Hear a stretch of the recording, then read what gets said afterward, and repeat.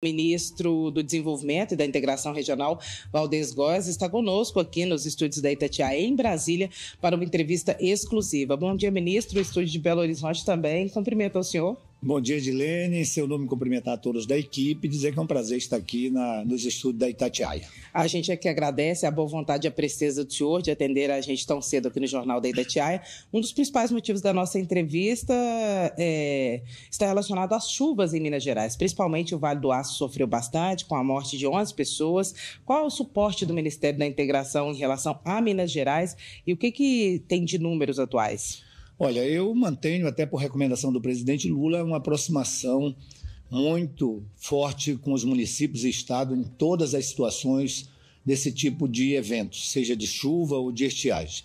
Nós temos hoje no Brasil, já no início do ano, mais de 300 municípios atingidos por chuvas intensas, só que em Minas Gerais são aproximadamente 100, os números de ontem chegavam a 97, mas também já temos aí Belo Horizonte atingidos. E eu tenho falado com alguns prefeitos, já temos planos de trabalho aprovados, né, para municípios como Ipatinga, Itabirinha, e a nossa equipe trabalha próxima às equipes dos prefeitos, auxiliando, às vezes até para baixar um decreto de emergência. Eu reconheço, em regra, sumariamente aquela emergência, e auxiliar também nos planos de ajuda humanitária, se tiver alguma situação de reconstrução.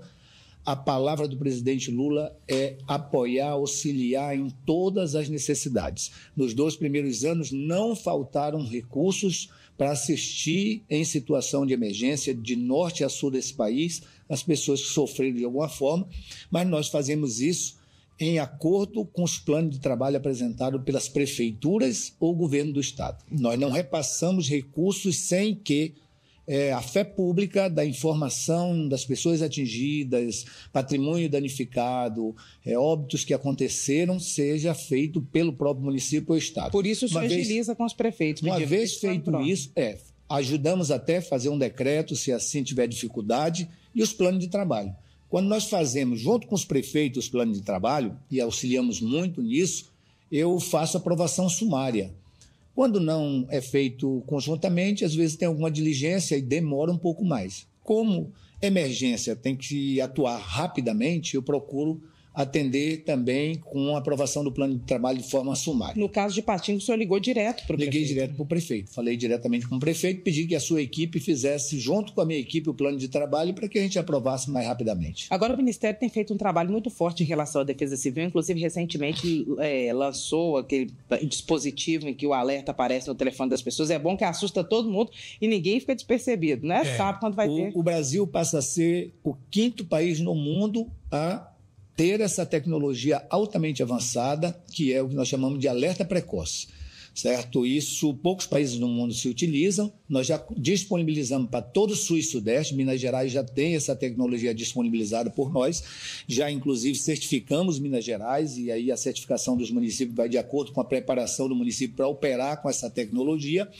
E agora, nesse primeiro trimestre, nós vamos disponibilizar para Norte, Nordeste e Centro-Oeste. Então, é muito importante, isso é um dos produtos do Plano Nacional de Proteção e Defesa Civil, que o Brasil está com seu pronto pela primeira vez para ser lançado e apresentado para a sociedade agora nesse primeiro trimestre. Vai ser lançado quando e qual novidade tem mais, além desse sistema de alerta que parece muito eficaz? Nós temos mais 2 recomendações do presidente Lula, que é o Plano Nacional, que está pronto, já na Casa Civil, só dependendo da agenda que o presidente vai garantir para a gente fazer o evento de apresentação à sociedade brasileira. Primeiro semestre ainda, né? Parece que seria no ano passado, né? Não, ficou pronto em dezembro, só que foi um problema de saúde do presidente.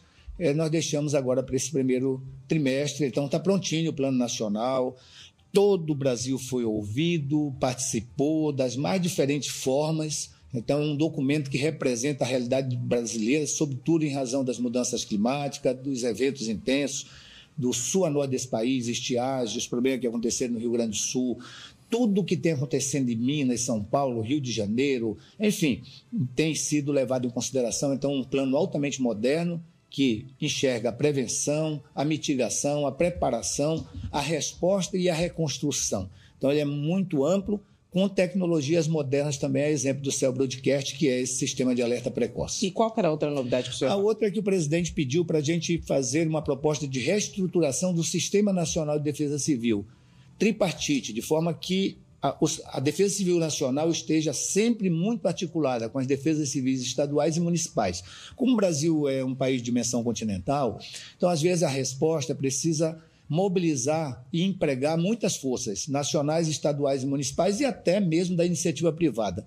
Então, a gente precisa organizar isso de forma mais regionalizada, ter centros de referência por região, para que a empregabilidade seja mais rápida, assistência à sociedade, a evacuação, os locais de abrigamento, a empregabilidade dos equipamentos, dar resposta em termos de pessoas, de viatura, tudo está sendo levantado, essa prospecção basicamente já está pronta. Eu espero que nesse primeiro trimestre também o presidente apresente essa nova estrutura de organização do Sistema Nacional de Defesa Civil para a sociedade brasileira. Agora, ministro, o senhor falou dos eventos climáticos cada vez mais frequentes, a busca por financiamento contra o aquecimento global ela é grande, e agora o presidente Donald Trump tomou posse nos Estados Unidos. Como que ele impacta os investimentos contra o aquecimento global no planeta? É muito sério isso, né? Nós vivemos numa sociedade, num mundo globalizado. O Brasil é um dos países que mais contribui com a diminuição das emissões. A bem da verdade, o Brasil, em todas as agendas que o Brasil é consignatário, todas as COPs, todos os encontros, todos os fóruns, o Brasil tem entregado mais do que tem se comprometido. Então, ninguém no mundo pode apontar o dedo para o Brasil, pode questionar o Brasil. Em termos, por exemplo, de energia renovável, o mundo planeja, em 2050, ter a meta que o Brasil já cumpre hoje em termos de energia renovável. O Brasil já tem hoje uma matriz de mais de 50% de energia renovável. O mundo pretende chegar em 2050 com uma matriz de energia renovável. Então, o Brasil tem uma moral gigante para cobrar do mundo. Infelizmente, o governo Trump, uma das primeiras medidas já é sair do Acordo de Paris, então isso tem um impacto. Na verdade, tem um protecionismo muito grande agora na questão da economia americana, então isso certamente vão partir para muitas atividades que protegem a economia americana. E que são poluentes. Vão emitir mais do que emite hoje em termos de gases de carbono para a atmosfera, então é monitorar, ver o que vai acontecer. O certo é que o Brasil hoje é carro-chefe, liderado pelo presidente Lula em defesa da democracia, da diminuição das emissões e também da diminuição das desigualdades. Essas três agendas não tem no mundo alguém que se compare ao que o presidente Lula tem significado para dentro e para fora do Brasil. Então, o Brasil vai seguir seu destino de defender a diminuição das emissões, de defender a diminuição da desigualdade e de defender a democracia. E, em resumo, o que significa a eleição do Trump? Olha, é um dos países mais fortes, mais ricos do mundo. Certamente, os Estados Unidos, ao mesmo tempo que buscam um protecionismo muito exacerbado de tudo em relação à América, mas também nós vivemos num mundo globalizado. Os Estados Unidos dependem também de muitas situações de tantos outros países como o Brasil. Então, é esperar para ver. O Brasil não pode baixar a cabeça, vai se manter firme na proteção da sua soberania nacional e em defesa das agendas que tem feito sob a liderança do presidente Lula no mundo inteiro. Ministro, nós temos mais um minutinho aqui no Dial, na Itatiaia, no ar para quem está nos ouvindo. Depois nossa entrevista continua no YouTube. Vai ter reforma ministerial. O senhor é do grupo de Davi Alcolumbre, que é o novo presidente do Congresso Nacional a partir de fevereiro. O senhor será mantido, mudará de ministério? Qual que é a situação do senhor? Bom, essa questão é uma prerrogativa exclusiva do presidente da República. Eu fui governador várias vezes no meu estado e eu sei o quanto isso é uma agenda que ela é pulsante, né? Na imprensa, no meio político, na sociedade, o governador vai tirar, vai trocar, vai mudar, inicia um novo ano, como é que faz? Isso acontece também a nível nacional, mas nós temos que entender que é uma prerrogativa do presidente, só o presidente pode falar sobre esse assunto, se tira quem compõe, como conversa, né, quem troca, quem muda de cadeira, de uma cadeira para outra. Então, é uma questão muito própria do presidente da República, a gente tem que respeitar, ele que sabe, ele que é o técnico do time, ele que organiza o time. Ontem nós tivemos uma reunião de 9 da manhã às 5 da tarde, sem parar para almoço. A última atividade do dia foi o almoço às 5 da tarde. Então, para você ver o quanto o presidente é intenso na liderança desse projeto e, lógico, que a maior percepção é dele das necessidades que o seu governo tem para continuar construindo esse Brasil gigante. Ministro da Integração e do Desenvolvimento Regional, Valdez Góes, muito obrigada pela entrevista à Itatiaia. Eu que agradeço a você e toda a equipe da Itatiaia e muito especialmente os ouvintes e telespectadores. Bom, ministro, nossa entrevista terminou no Dial, nas ondas do rádio, e continua aqui no YouTube da Itatiaia. O senhor falava sobre a reunião ministerial ontem com o presidente Lula. Como que foi? Da parte do senhor foi a apresentação das entregas que devem ser feitas ao longo dos próximos 2 anos? Que entregas são essas? O Cinturão das Águas do Ceará, que já tem as 2 últimas etapas já em andamento forte, o Apodi, que deve inaugurar no ano que vem, lá no Rio Grande do Norte, o Canal do Sertão Alagoano, que está na sua 5ª etapa, o Canal do Sertão Baiano, que nós vamos começar. Então, são infinitas obras. Nós temos a questão de irrigação. Aqui mesmo, em Minas Gerais, nós fizemos, o ano passado, o leilão do Jequitaí e assinamos o contrato. É R$1,5 bilhão de reais. E já fizemos, pelo FIDIS, a contratualização de um outro perímetro irrigado, que é exatamente o Jaíba.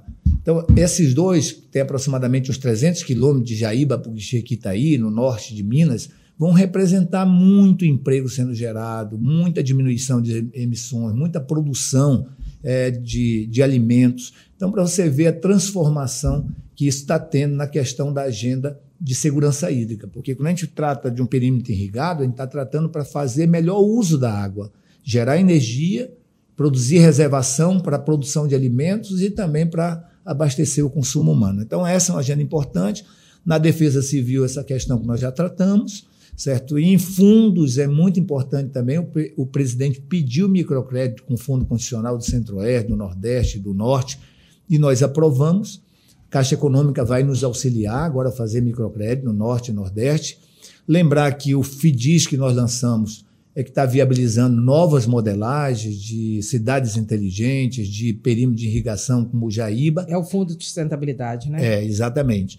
Então, também uma agenda importante. E no desenvolvimento regional, a gente está estruturando os programas executivos de cada região do país. O da Amazônia está pronto para ser lançado, o do Centro-Oeste e Nordeste já estão sendo contratualizados, e Sul e Sudeste a gente está discutindo com o consórcio de governadores para iniciar essa contratualização. Então, essas agendas que nós procuramos, tanto de inauguração quanto de grandes entregas, ontem socializar com o presidente, e isso vai pautar toda a agenda dele percorrer o país inteiro, fazendo entregas, tendo contato com o povo. Então, tem muitas entregas. Você imagina 37 ministros, cada um com entregas para fazer. Certamente nós vamos ter que nos dividir, porque o presidente não vai poder cobrir, né, todas as entregas que o governo do Brasil tem para fazer em todo o Brasil. O senhor falou do fundo em relação à Amazônia, que já está pronto, tem previsão de lançamento, o Sudeste é o programa executivo, né, que é o Desenvolve Amazônia. Nós temos a política, os planos regionais, e aí nós aperfeiçoamos para programas executivos, porque aí você visualiza claramente as metas a serem alcançadas, né? Um programa que permite você monitorar, fazer a revisão das políticas públicas, vocês estão cumprindo o seu objetivo. Vou dar um exemplo da Amazônia. A Amazônia tem um potencial enorme para a bioeconomia, já está acontecendo, mas o Fundo Constitucional da Amazônia não financiava a bioeconomia. Aí a gente vai lá e reprograma para financiar a bioeconomia do açaí, da castanha, do pescado, várias situações. Do mesmo jeito no Centro-Oeste, no Nordeste brasileiro, a gente está reposicionando a política pública para essa nova realidade de modelos de desenvolvimento que o país começa a viver. No Sudeste, qual que é a situação e como é que está a implementação das rotas? Tem Rota do Mel, Rota da Seda? Aqui em Minas Gerais são 7 rotas, né, alcançando aí mais de 114, eu acho que eu já tenho esses dados mais precisamente aqui, 114 municípios e aproximadamente 4 mil produtores. A Rota do Mel é a mais pujante, né, pega Montes Claros, Jaíba, então tem eu acho que são mais de 50 municípios envolvidos na Rota do Mel.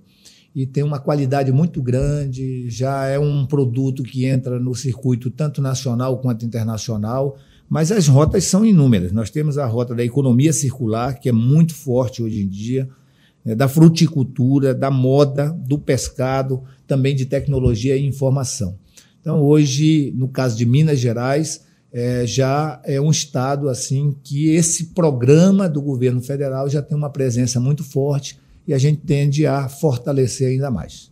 Ministro, o que tem de novidade em relação à margem equatorial, lá para o norte do Brasil? Porque é uma discussão no governo, né? De um lado tem o ministro de Minas e Energia, ministra de Meio Ambiente, o senhor, o Lula. Eu quero, inclusive, fazer uma referência grande aqui, forte, ao ministro Alexandre Silveira e também ao presidente Rodrigo Pacheco, porque os dois são defensores de todas essas políticas de rota. Esse caso aqui, do Jaíba, do Jequitaí, houve uma presença forte do Alexandre Silveira e do Rodrigo Pacheco em defesa dessas modelagens para que a gente tenha não só irrigação, mas produção de alimento, abastecimento dessa região que mais requer atenção nossa em Minas Gerais.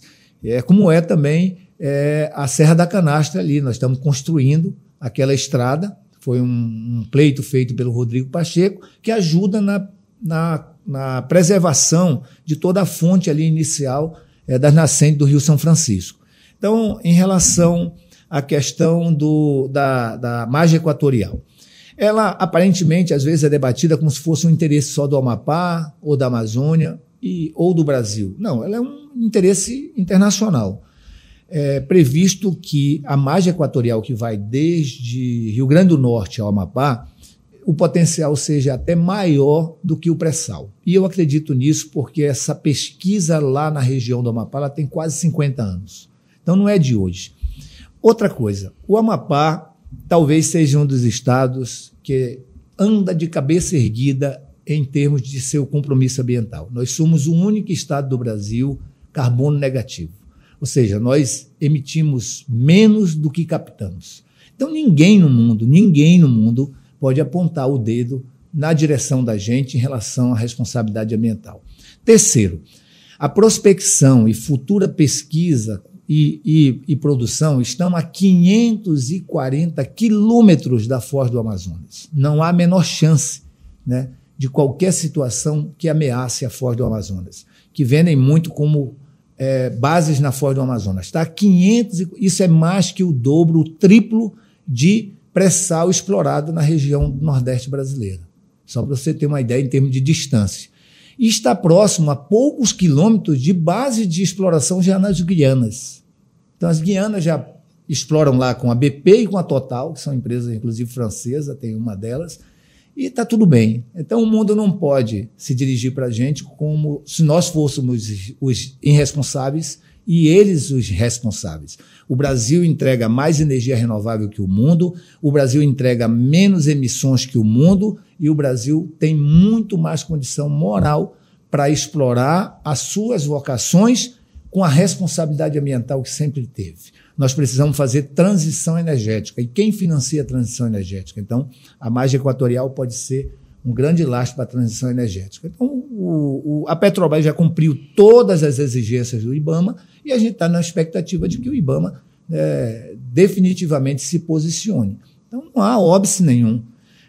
Já se explora há mais de décadas óleo e gás no centro da Amazônia, lá em Urucum. Ali sim, está no meio, no coração da Amazônia. Nunca houve nenhum incidente. Petrobras é uma das empresas mundiais mais respeitadas em termos de tecnologia e de controle da sua produção. Eu tenho um dado, não vou lhe precisar os números, mas a quantidade de navios cargueiros que passa com cargas altamente poluentes, exatamente nessa corrente onde pode acontecer a exploração de petróleo, são inúmeros, com potencial 2, 3 vezes maior de um problema ambiental. E não há nenhuma dificuldade de controlar isso, o mundo inteiro controla. Então, essas questões que são levantadas em relação à margem equatorial, elas precisam ter mais compromisso com a ciência e com a verdade, certo? Eu acredito na Petrobras, na história da Petrobras, no que a Petrobras tem levantado dos compromissos de explorar a margem equatorial e da necessidade de nós não virarmos importadores, porque o pré-sal já está em declínio. Se você não tiver uma nova base que sustente essa transformação ecológica, nós vamos virar um estado importador de combustível, um país importador de combustível. Então, tem um interesse geopolítico muito grande em relação a pressionar o Brasil para não explorar a margem equatorial. São países que pretendem ser vendedores para o Brasil. Então, o Brasil não pode perder esse protagonismo de continuar sendo responsável ambiental, mas também ter a sua soberania de explorar as suas vocações com a responsabilidade que sempre teve e continuar a sua transição energética. Nós podemos, já somos hoje mais que o mundo em termos de número de energia renovável, e é isso que nós devemos ser no futuro mais ainda. Então, não nos impeçam nisso. Começa o embate primeiro a nível interno brasileiro, mas nós temos uma questão de geopolítica aí muito interessada nisso, e eu confio muito na equipe da Petrobras, o presidente Lula, o ministro Alexandre Silveira, a Magda está muito mobilizada nesse sentido, e que a gente tenha a oportunidade na Amazônia. É bom que se diga, olha, o Plano Desenvolve Amazônia prevê todas as suas vocações. Nós prevemos lá todas as commodities potencialmente vocacionadas na Amazônia. A madeira, a mineração, o gás, o petróleo. Se nós não tivermos política pública para isso, dá espaço para o crime. Então, se você não tem uma política pública minerária, aí acontece o garimpo ilegal. Se você não tem uma política pública pesqueira, acontece a pesca ilegal. Se você não tem uma política pública para o manejo florestal, acontece o desmatamento ilegal. E assim também é impossível no gás e petróleo acontecer isso, mas essa lógica é que a gente tem que trabalhar, que as nossas vocações precisam ser agregadas no processo de desenvolvimento, com um novo modelo de desenvolvimento que responda às necessidades dos 30 milhões de brasileiros que vivem na Amazônia. E pelas informações que o senhor tem, a liberação do IBAMA para a margem equatorial para exploração sai quando? Olha, a última exigência do IBAMA era o hospital para cuidar de animais que, porventura, venham ter a necessidade, que inicialmente foi construído em Belém. E foi construído em Belém acompanhado por todos os órgãos de controle. Uma vez construído em Belém, depois veio uma diligência dizendo não, tem que ser lá no Amapá, que fica mais perto da base. E eu, como um bom amapaense, queria que tivesse sido no Amapá desde o início. Mas o fato de ter sido em Belém foi acompanhado pelos órgãos que exigiam. O que fez a Petrobras? Assumiu o compromisso de construir esse novo hospital, já está construindo, e em março vai estar pronto. Então, o senhor acha que em março sai a liberação? Ou então não faz sentido? O certo era sair antes de março, porque em março o hospital já está pronto. E não tem como iniciar atividades antes de março, porque se a Petrobras tivesse o licenciamento hoje, só para fazer a limpeza geral do navio sonda e colocar lá na margem equatorial do Amapá, leva, trabalhando todos os dias do mês, levam 2 a 3 meses para limpar um navio. Tem que limpar ele todo. O navio sonda tem que sair do Nordeste brasileiro limpo, em todos os aspectos, seu casco, retirado todas as situações que existem naquelas águas para levar para as águas do litoral amapaense. Então, só esse processo de limpeza do navio sonda leva mais de 60 dias. O senhor acha que a liberação sai quando?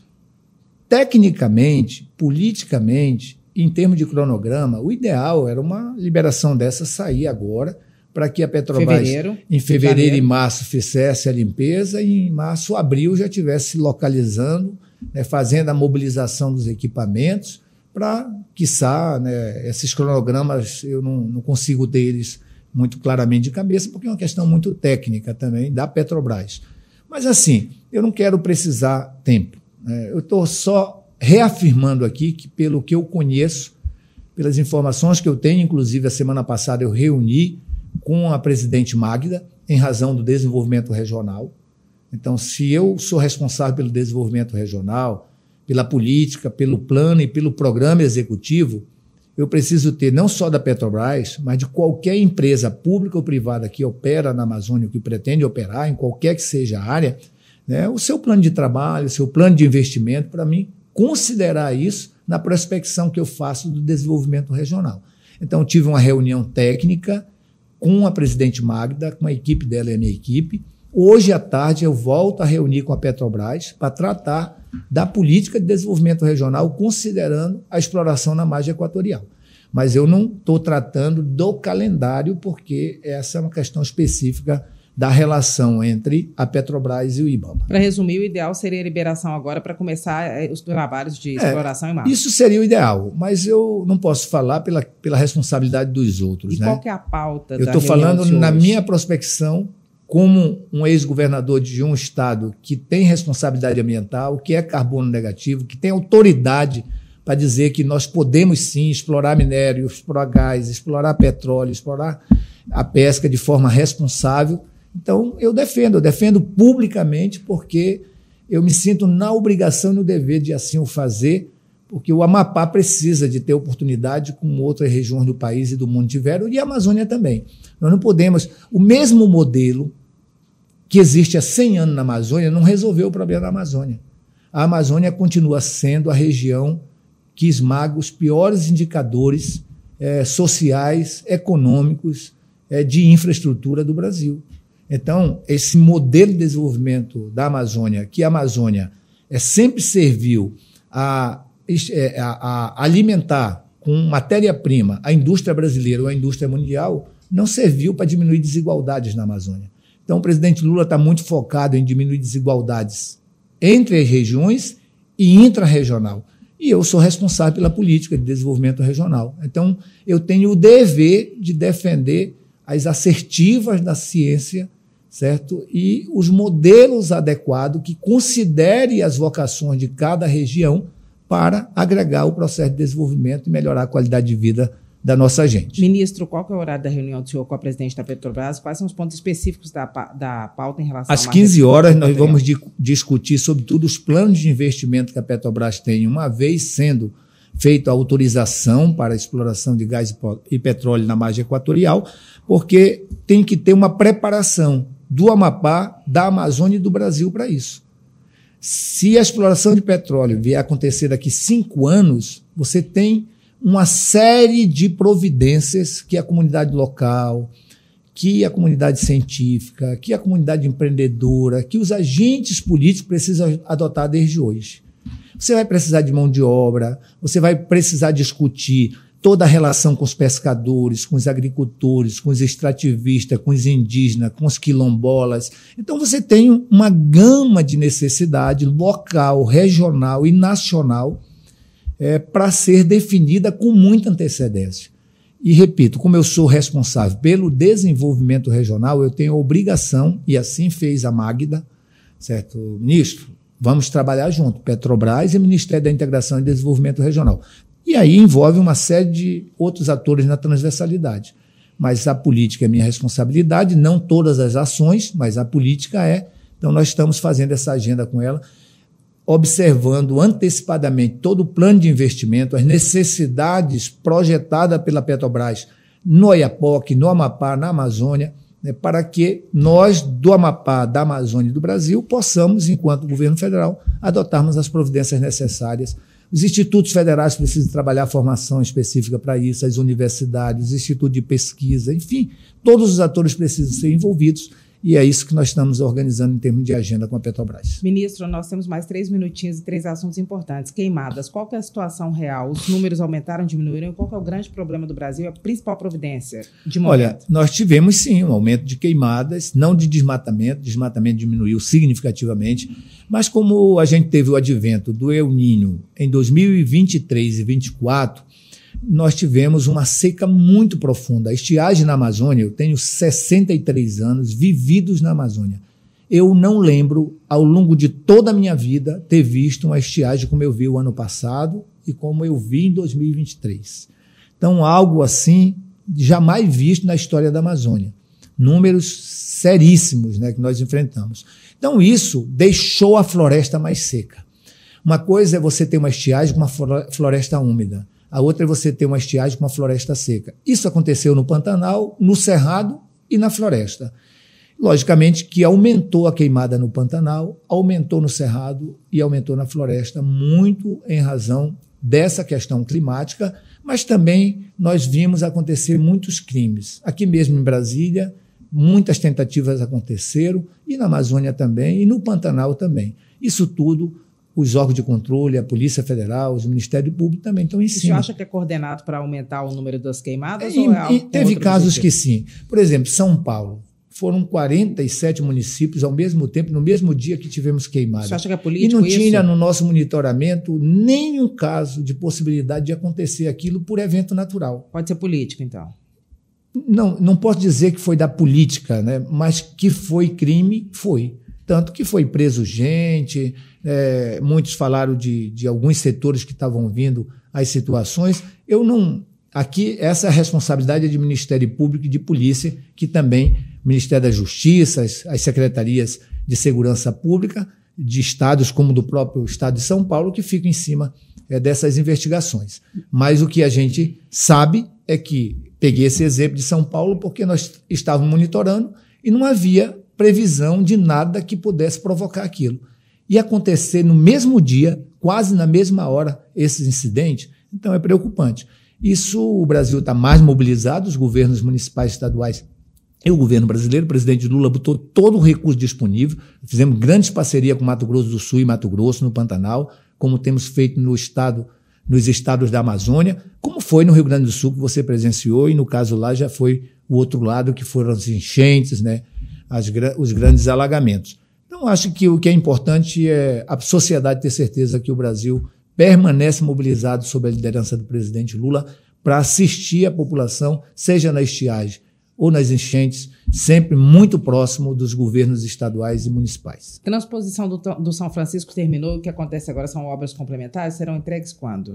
Olha, obras complementares, umas já foram entregues, outras estão sendo entregues, muitas serão entregues até final de 25 e outras passarão esses prazos pelas necessidades. Aumentou muito os investimentos em segurança hídrica. Você tem uma ideia, o presidente Lula, nos seus governos e mais Dilma, investiram em torno de 12 bilhões de reais na construção do eixo norte e leste da transposição do São Francisco. A agenda da água, água para todos, que tem infraestrutura e revitalização de bacias, neste período de governo do presidente Lula, é 30 bilhões de reais. Dos 30, em torno de 15 bilhões é para infraestrutura hídrica e revitalização de bacias. Basicamente centralizado no Nordeste brasileiro, Minas, Rio Grande do Sul e Espírito Santo, que já comentei ainda há pouco. Então, muitos empreendimentos estão em curso. São quase 80 empreendimentos de infraestrutura hídrica no país, lógico, uma concentração muito grande no Nordeste, porque o semiárido nordestino e aqui de Minas também é desafiador. São milhões e milhões de pessoas que necessitam de água, que a gente chega muitas das vezes com a Operação Carro-Pipa. Então, aumentar essa rede de canais, de adutoras, de barragens é fundamental. E são mais quase 80 empreendimentos acontecendo nessas regiões. A próxima entrega, nós temos uma já pronta, que é a barragem de Oiticica, no Rio Grande do Norte, que deve ser entregue dia 19 de março, em homenagem ao dia de São José. Mas nós temos muitas outras entregas também, que igualmente importantes nessa questão de infraestrutura hídrica no Nordeste brasileiro, para ser feito ao longo deste ano de 2025. Ministro, para terminar, o Amapá o norte do país está todo mobilizado, incluindo o Amapá, vai receber a COP em novembro desse ano. Qual vai ser a principal novidade? E o senhor, em 2026, é candidato aqui? Bem, em 2025 eu continuo candidato a cumprir a minha missão confiada pelo presidente Lula. Se pegar pesquisa, já estou falando mesmo de... Já estamos no clima. Se pegar entrevistas minhas quando governador, no ano não eleitoral, toda vez que me perguntam sobre isso, eu sempre digo, olha, já basta o país ter a cada 2 anos eleição. Se a gente transformar o ano não eleitoral num grande debate também eleitoral, aí é o fim da picada. Então, eu sempre tendi a, no ano não eleitoral, focar 100% na questão do trabalho. Certo? Não deixa de discutir partido, alianças, mas não transformar isso na principal agenda, senão é prejuízo para o povo brasileiro, seria, no caso, prejuízo para o povo amapaense, né? E eu realmente tenho esse foco comigo. Ano de 2025, foco 100% no trabalho, nas entregas das minhas responsabilidades. Virou o ano, você pode iniciar com a primeira pergunta para mim sobre política e eu vou lhe responder assim com todo gosto, porque aí é responsabilidade minha já tratar disso também. O Senado seria uma possibilidade, embora esteja longe? Natural, né? Porque até já fui governador, eu sou da base do governador Clécio, do senador Davi, do senador Randolph, nós temos toda uma aliança em defesa dos interesses do Amapá e da boa gestão, aliados do presidente Lula. Então, a minha tendência é apoiar a reeleição, devo apoiar a reeleição do governador atual. Então, uma vez apoiando a reeleição do governador atual, não disputo o governo, certo? Vou apoiar integralmente a reeleição do governador Clécio. Qual vai ser a grande novidade da COP? O que você acha que vai ser a marca da COP? Olha, É muito importante deixar uma coisa clara. A COP vai ser na Amazônia, o mundo inteiro vai estar vindo para a Amazônia, conhecer a realidade amazônica, pisar em solo na Amazônia, talvez até pegar umas picadas de mosquito, de carapanã. Então é importante as pessoas saberem o que é a Amazônia. Certamente não é a COP que vai garantir isso. Agora, nós não podemos aceitar que o mundo inteiro venha dentro do Brasil, na Amazônia, apontar o dedo na nossa cara. Eles sempre costumam enxergar apenas os desencontros. É uma floresta que queimou, é um garimpo ilegal que está acontecendo, é uma pesca ilegal que está acontecendo, certo? É uma mata que foi ilegalmente suprimida. Isso é natural, não natural, né? Mas isso acontece. A gente não nega isso. E por isso que existem os órgãos de controle em cima. Mas isso é muito pequeno diante de todo o compromisso e as entregas brasileiras. O Brasil ele vai estar nessa COP dizendo: nós somos o país no mundo com a maior matriz de base renovável de energia. Nós somos o país no mundo que mais entregamos de responsabilidade de diminuição de emissões. Nós somos um país no mundo mais comprometido com a diminuição das desigualdades. O presidente Lula lidera isso. E isso será deixado muito claro para o mundo inteiro. Não pode vir dentro da Amazônia apontar o dedo na cara dos amazônicos e do brasileiro. Os brasileiros e a Amazônia têm responsabilidade jamais que provada, ambiental.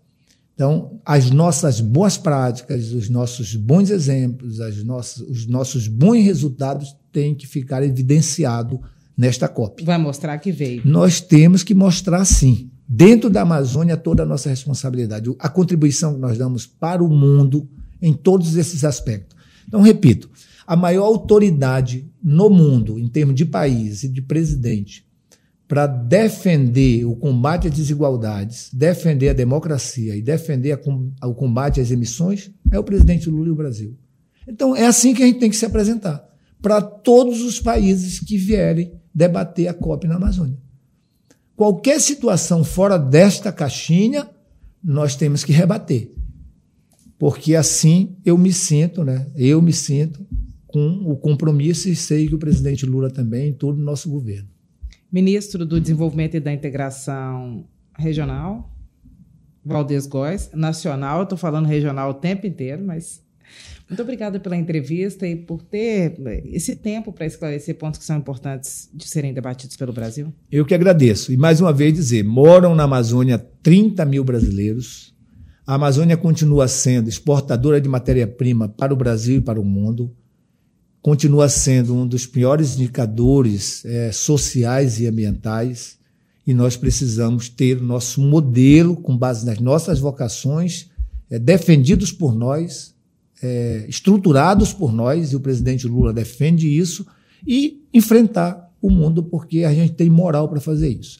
O mundo, quando os Estados Unidos vai lá e sai do Acordo de Paris, não pode vir aqui fazer nenhum questionamento, ao contrário, tem que vir aqui debater a sua responsabilidade. Está convidado, né? Tem que ser convidado.